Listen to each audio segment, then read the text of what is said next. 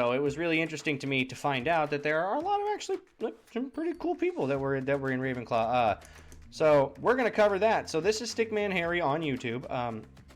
This is a bunch of different Ravenclaws. Apparently Xenophilius Lovegood, Luna's father, was also a Ravenclaw, which is interesting and cool to know. But anyway, so this is him on YouTube. I'll definitely link his video. Definitely link his video in my description.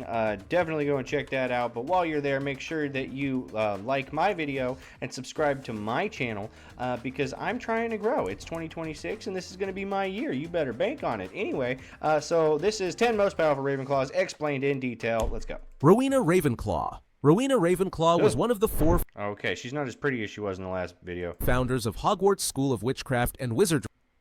None of them really are, though Helga's got some big old boobies.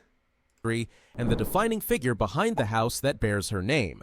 Born in Scotland in the 10th century, she was I don't like that, because there's a raven there, and it really needs to be an eagle. widely regarded as the most brilliant witch of her era, a woman whose intelligence and magical skill set the standard for generations. Okay. She is credited with conceiving both the name and the location of Hogwarts itself, supposedly after dreaming of a warty hog leading her to a cliff by the lake. Beyond her role in founding the school, Rowena's legacy is tied to her innovations in enchantment. She contributed to the creation of the Sorting Hat, an artifact imbued with the combined magical genius of all 4 founders to allocate students to their proper houses. Rowena also crafted and enchanted her famed diadem, a silver circlet inscribed with the words, "Wit beyond measure is man's greatest treasure." Yes. The diadem was said to enhance the wisdom of the wearer, marking it as one of the most legendary magical artifacts in history. Until it was stolen by her daughter, and her daughter was ultimately killed by the man that she sent to collect her. Anyway. Although later stolen by her daughter Helena and turned into a Horcrux by Voldemort, the diadem's origins reflect Rowena's unmatched brilliance. Some sources also suggest she had skill in divination and was capable of producing a Patronus. Skill in divination. Bitch, seeing the future was her whole thing. What do you mean? That was literally like her whole thing. Showcasing her versatility across disciplines. Rowena Ravenclaw's power lay not only in her formidable magical ability, but also in her enduring intellectual legacy, which defined the values of her house for centuries. Well, Filius Flitwick. Filius Flitwick went right from the best of women to the shortest of men. Though he still has regular-sized feet, and you know what that means. Most people would be hanging to their knee, but for him it's all the way to the floor, baby. Flitwick was a master of charms, the head of Ravenclaw House, and one of the most formidable wizards of Master of charms, haver of large penises. His age. Born in 1958, he entered Hogwarts in 1969, and quickly distinguished himself as a prodigy in charms. Dude, he was in Hogwarts in the 70s, too. Oh my god. Excelling in every area of spellcasting. His small stature, attributed to part goblin ancestry, often led others to underestimate him. But behind his modest demeanor, he's like a dueling champion too, right? Was a wizard of immense ability. Before joining the Hogwarts faculty, Flitwick competed as a professional duelist. He's like a dueling champion. Became a champion. A testament to his skill in both offensive and defensive. Also, it's really hard to hit a small target. Anyway. Magic. At Hogwarts, he not only taught charms, but also served as one of the school's key defenders during both Wizarding Wars. His contributions during the Battle of Hogwarts were pivotal. He personally defeated multiple Death Eaters, including Antonin Dolohov, a dark wizard notorious for killing Remus Lupin and many Aurors. Flitwick was also responsible for erecting the complex magical protections that shielded Hogwarts when Voldemort's forces attacked. Yeah, him and about 50 other people. These enchantments, layered barrier spells, and protective wards were among the most advanced defensive magics seen in the series.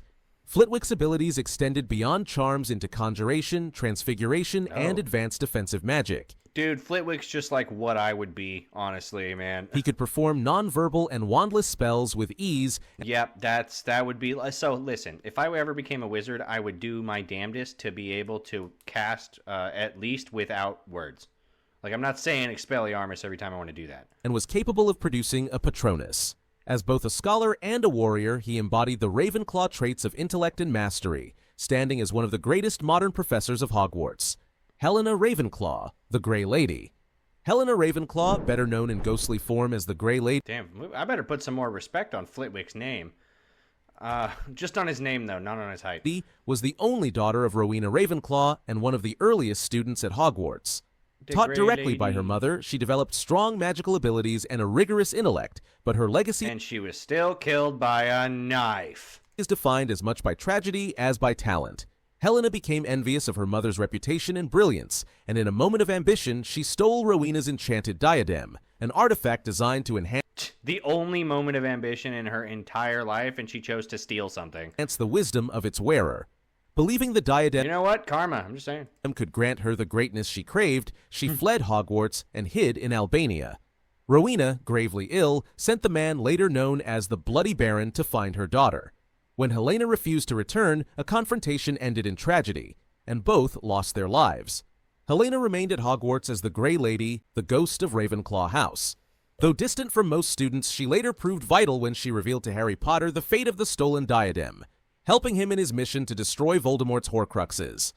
In life, Helena showed a rare thirst for knowledge and magical potential, nurtured under Rowena's guidance, while in death she retained her intellect, memory, and presence at the school. Her story highlights the dangers of envy and ambition, but also her lasting importance in the downfall of Voldemort.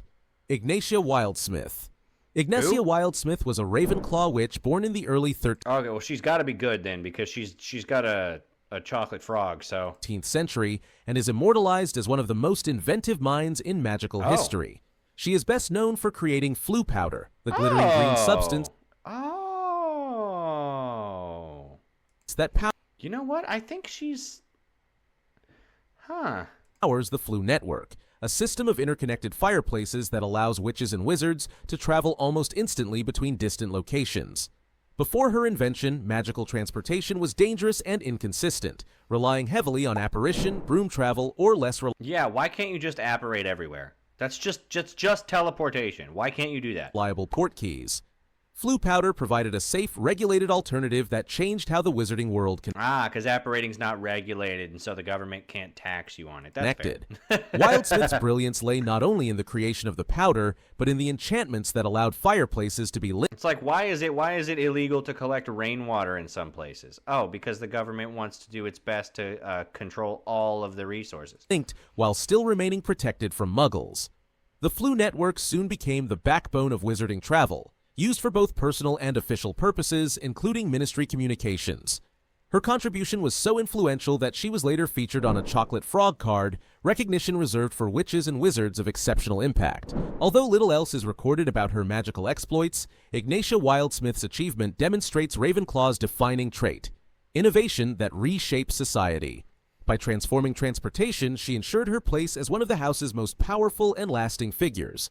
Garrick Ollivander. Garrick Ollivander, born in 1908, was a half-blood wizard and the most renowned wand maker of modern times. A Ravenclaw student in his youth, he inherited Ollivander's, the family wand shop in Diagon Alley, but went on to revolutionize. Okay, so that did answer my question, because I just assumed that guy, Ollivander, has been alive since the beginning of fucking time, man. But apparently he has not, and it is in fact just like handed down through the family, which is fair. As the craft far beyond tradition. Before his influence, wand makers often allowed clients to dictate the materials of their wands. Ollivander changed this by standardizing the use of specific powerful cores. Dragon heartstring, phoenix feather, and unicorn hair, matched carefully with wand woods to enhance magical compatibility. And he remembers every wand he's ever sold, Mr. Potter. This innovation allowed wands to become more reliable, powerful, and deeply attuned to their users. Ollivander's magical ability extended far beyond wand lore. He was skilled in conjuration, a demanding branch of transfiguration that involves creating objects from nothing and could cast advanced spells non-verbally. Okay. He was capable of producing a corporeal Patronus, a feat that marked him as a wizard of considerable talent. I'm sure. During his imprisonment by Voldemort, he demonstrated remarkable resilience and continued to provide critical knowledge that helped Harry Potter. You know, it's crazy because Voldemort should have been able to just get into his mind, so I guess he just didn't. Understand the deeper properties of wands, including the unique loyalty that passes between them. His famous statement, "The wand chooses the wizard, Mr. Potter," encapsulates his lifelong pursuit of precision in magical practice. Garrick. Okay, so I have a problem with that whole thing. Because here's the deal. the reason that the Elder Wand did not work for Voldemort is because he was never its master. And if you follow the logic for how he was never his master, it goes, Dumbledore is the wand's master. Draco Malfoy disarms Dumbledore. So now Draco is the wand's master. Snape kills Dumbledore. Gives the wand to Voldemort. Later on in, like, the next movie, like, the end of the next movie, maybe even a whole movie after, like 2 movies ahead. Later on, Harry disarms Draco of Draco's regular wand. Not that he wasn't using the Elder Wand, so he just disarms him of any wand, I guess. And then Harry becomes the Elder Wand's new owner. But I don't understand how that follows, because the Elder Wand was nowhere near that entire fight, right? So you're telling me that Harry's wand is no longer his, then. Because I've seen him get disarmed several times. So the fact that he get disarmed means that the wand's allegiance should change to whoever disarmed him. So I don't understand. So no wand is ever like loyal to one person ever, except for one. The only one that I can think of that canonically was only ever loyal to one person was Salazar Slytherin's wand, and that's because it was made from a snake, and he literally commanded it not to listen to anybody else. So I don't really understand how the logic follows that Harry became the wand's master, but that's just because it's stupid logic that doesn't make sense. Rick Ollivander's mastery of wandcraft and practical spell work places him among the most brilliant Ravenclaws in history. Luna Lovegood. Luna Lovegood was a Ravenclaw student known for her eccentricity, creativity, and remarkable magical talent. Though often underestimated because of her unusual beliefs and dreamy demeanor, she consistently demonstrated courage, intelligence, and a deep understanding of magic. Luna was one of the first students to believe and support Harry Potter during the Ministry's smear campaign, reflecting both her clarity of thought and her independence from public opinion. Well, her dad also ran an independent newspaper. That would be like comparable to the tabloids. Joined Dumbledore's army in her 4th year, where she quickly mastered advanced Which, don't get me wrong, I love reading those things. Defensive spells. At the Battle of the Department of Mysteries, Luna fought Death Eaters alongside Harry and his closest allies, proving her skill in combat. She later participated in the Battle of the Astronomy Tower and, most decisively, the Battle of Hogwarts, Damn right where she she did. helped defend the castle against Voldemort's forces. Beyond combat, Luna possessed a rare perceptiveness that allowed her to see truths others overlooked. Oh. She could see thestrals, spoke insightfully about death, and later became a renowned wizarding naturalist, discovering species others doubted even existed. But she never found the Nargles. They always eluded her. Her blend of creativity, fearlessness, and magical competence made her one of Ravenclaw's most iconic figures. Cho Chang. Cho Chang was a Cho Chang, my personal best girl in Ravenclaw. talented Ravenclaw And the person that, listen, if I was at Hogwarts, she's the one I'd try and get with. student best known for her skills as a Quidditch seeker and her role in Dumbledore's army. As seeker, she demonstrated sharp reflexes, agility, and concentration, qualities that reflected her strong magical coordination and precision. Her athletic prowess mirrored her magical ability, as she quickly adapted to advanced defensive spells under Harry's leadership in the DA. Cho was present during the darkest periods of Voldemort's return, aligning herself with the Resistance at a time when supporting Harry was controversial and dangerous. She learned and practiced spells far beyond her curriculum, including shield charms and disarming charms, which she Nice. later used in combat. Though grief over Cedric Diggory's death left her vulnerable, Why? You were like 14, girl. All right, you guys didn't even fuck. Come on now. Cho remained loyal to the I don't think you guys even kissed, actually. I don't think you kissed Cedric at all. fight against Voldemort. She returned to Hogwarts during the final battle, fighting side by side with the DA And I know that in the book, she's just like a self-absorbed bitch, but that's not the way she was in the movies, okay? and other defenders of the castle. While Cho may not have achieved the legendary status of Flitwick or Rowena Ravenclaw, her courage, skill, and willingness to fight in the face of loss She also married a muggle and dropped off the planet, really, so, like, that's interesting.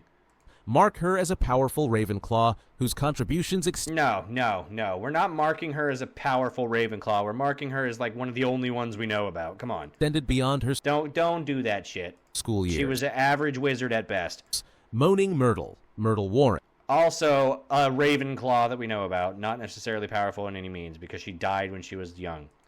It's tragic, but that doesn't mean she's powerful. Myrtle Warren, later known as Moaning Myrtle, was a Ravenclaw student in the 1940s whose life ended tragically, but whose role in wizarding history was profound. Bullshit. As a young witch, she was capable enough to attend Hogwarts and be sorted into Ravenclaw, You mean like every other witch in England? Okay. showing promise in her magical education. Her death occurred in the girls' bathroom near the Chamber of Secrets when Tom Riddle, still a student, used the basilisk to kill her as part of his first step toward creating a Horcrux.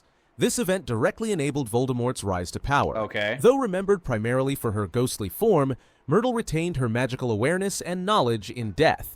She could interact physically with the environment by splashing water, disrupting plumbing, and even haunting specific students, showing her unusual persistence compared to other Hogwarts ghosts. Importantly, she provided crucial assistance to Harry Potter decades later. She revealed details about the Chamber of Secrets, and during the Triwizard Tournament, she guided Harry underwater in the Black Lake task, helping him navigate and succeed. She did not guide him underwater. What? While Myrtle did not live long enough to fulfill her magical potential, her enduring presence and the pivotal circumstances of her death left an indelible mark on both Hogwarts and Voldemort's history. Theophilus Abbott. Okay, Though who not a is this? central figure in the main Harry Potter narrative, Theophilus Abbott appears Hey, I bet. in Rowling's extended world-building as a Ravenclaw noted for his academic contributions. He was a wizard associated with magical scholarship, a field in which Ravenclaws frequently excelled. While detailed accounts of Okay. his life are scarce, I like how every picture of General Wizard is just Merlin. his inclusion among notable Ravenclaws reflects the respect he earned for his intellectual achievements. Okay. Abbott's work highlights the Ravenclaw tradition of valuing knowledge as power. Rather than being remembered for dueling or battlefield heroics, his legacy lies in research, magical theory, and advancing the understanding of spells and magical history. Gay. Loser. Wizards like Abbott played an essential role in preserving Fucking nerd. Beat it, nerd. and expanding the collective knowledge of the wizarding world, ensuring that discoveries were passed down for future generations. Though less dramatic than the feats of Rowena Ravenclaw or Flitwick, Abbott's career represents the quieter but equally vital strength of Ravenclaw House. I would have guessed that she's a Ravenclaw. Actually, I would not have guessed that she's a Ravenclaw, honestly. Scholarship, theory, and the advancement of magical learning. Xenophilius Lovegood. Xenophilius Lovegood, father of Luna Lovegood, was a Ravenclaw wizard and the eccentric editor of the Also, not necessarily a good guy, though, right? I mean, he's got the Nuck shoes, but that's it. Quibbler. Though unconventional in manner, he possessed a keen intellect and a deep knowledge of obscure magical lore. Most notably, Xenophilius was one of the few wizards who not only Also, I've been compared to another VTuber called Nux recently, and honestly, I feel like this is just what he looks like in real life, right? Like behind his camera, I feel like he just looks like Xenophilius Lovegood. only believed in, but actively studied the Deathly Hallows. He owned and wore the symbol of the Hallows, and passed on this knowledge to Harry, Ron, and Hermione, which I bet that's how he dresses too. I'm just gonna be honest. proved essential in their quest to defeat Voldemort. His magical abilities were respectable, if not legendary. He was skilled enough to defend his home and was knowledgeable in charms and defensive spells. However, his greatest strength lay in his intellectual curiosity and his willingness to publish truths when the rest of the wizarding press censored or silenced them.